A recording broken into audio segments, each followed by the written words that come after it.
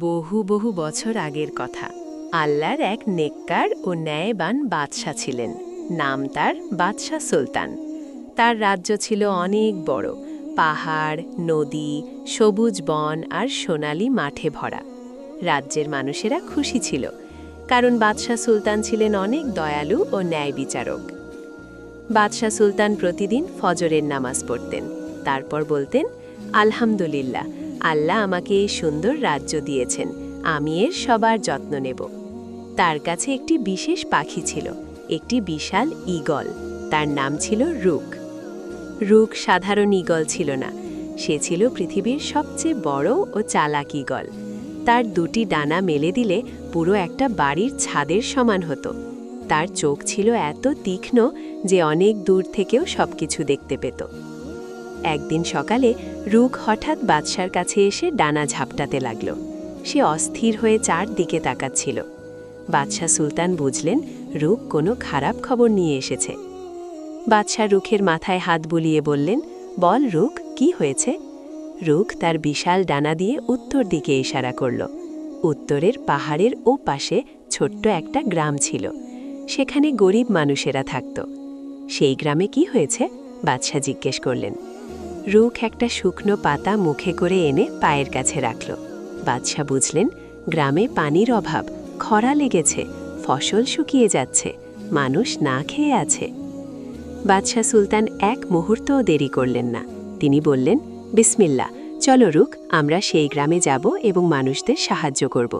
বাদশাহ রুখের পিঠে চড়ে বসলেন, আর রুক তার বিশাল ডানা মেলে আকাশে উড়ে গেল। উড়তে উড়তে নিচে তাকালে দেখা যাচ্ছিল সবুজ মাঠ, নীল নদী, ছোট ছোট বাড়ি। বাতাসে বাদশার পোশাক উড়ছিল। রুক যত উপরে উঠল, পৃথিবী তত ছোট দেখাতে লাগল। বাদশাহ অবাক হয়ে বললেন, সুবহান আল্লাহ, আল্লাহর সৃষ্টি কত সুন্দর। কিন্তু হঠাৎ ঝড় এলো। কালো মেঘ ছেয়ে গেল আকাশ, বজ্রপাত হতে লাগল। বৃষ্টির ফোঁটা বাদশার মুখে লাগতে লাগল। রুক ভয় পেল না, সে আরও জোরে ডানা ঝাপটে সামনে এগিয়ে গেল। বাদশাহ দুয়া পড়লেন, আল্লাহুম্মা সাল্লিমনা, হে আল্লাহ, আমাদের নিরাপদ রাখো। সাথে সাথে ঝড় ধীরে ধীরে থেমে গেল। রুক এবং বাদশাহ নিরাপদে পাহাড় পেরিয়ে গেল। পাহাড় পেরিয়ে রুক নিচে নামতে লাগল, কিন্তু পাহাড়ের একটি গুহার সামনে সে থামল। গুহার ভেতর থেকে অদ্ভুত আওয়াজ আসছিল। রুক সেদিকে তাকিয়ে কিক কিক করে ডাকল। বাদশাহ সুলতান রুখের পিঠ থেকে নেমে গুহার কাছে গেলেন। ভেতরে দেখলেন একটি ছোট্ট হরিণের বাচ্চা আটকে আছে। পাথরের ফাঁকে তার পা আটকে গেছে, সে কাঁদছে। বাদশাহ বললেন, ভয় পেও না ছোট্ট বন্ধু, আমি তোমাকে বাঁচাবো। তিনি সাবধানে পাথর সরালেন এবং হরিণের বাচ্চাটিকে মুক্ত করলেন। হরিণের বাচ্চাটি খুশিতে লাফাতে লাফাতে বনের দিকে চলে গেল। রুখ খুশিতে বড় বড় ডানা ঝাপটাল। বাদশাহ হাসলেন এবং বললেন, আল্লাহর প্রতিটি প্রাণী মূল্যবান, আমরা সবার যত্ন নেব। অবশেষে তারা সেই শুকনো গ্রামে পৌঁছাল। গ্রামের মানুষেরা অবাক হয়ে দেখল একটা বিশাল ঈগলের পিঠে বাদশাহ আসছেন। সবাই দৌড়ে এলো। গ্রামের বৃদ্ধ মানুষটি কাঁদতে কাঁদতে বলল, বাদশাহ সাহেব, আমাদের কুয়ার পানি শুকিয়ে গেছে, ফসল নেই, খাবার নেই, বাচ্চারা না খেয়ে আছে। বাদশার চোখে পানি এলো। রুক তখন আবার আকাশে উড়ল। সে তার তীক্ষ্ণ চোখ দিয়ে পুরো এলাকা দেখল। কিছুক্ষণ পর রুক একটা জায়গায় এসে বসল এবং তার বড় ঠোঁট দিয়ে মাটি খুঁড়তে লাগল। বাদশাহ বললেন, রুক কিছু একটা দেখেছে। সবাই মিলে সেখানে মাটি খুঁড়তে শুরু করল।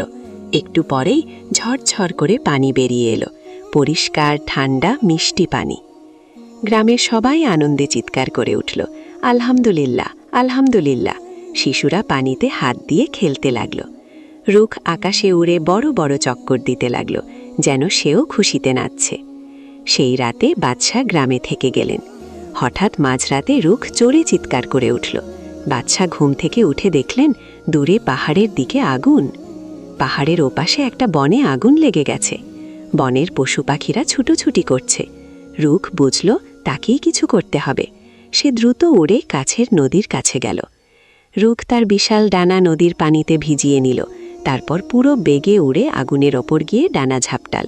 পানির ছিটা আগুনে পড়ল।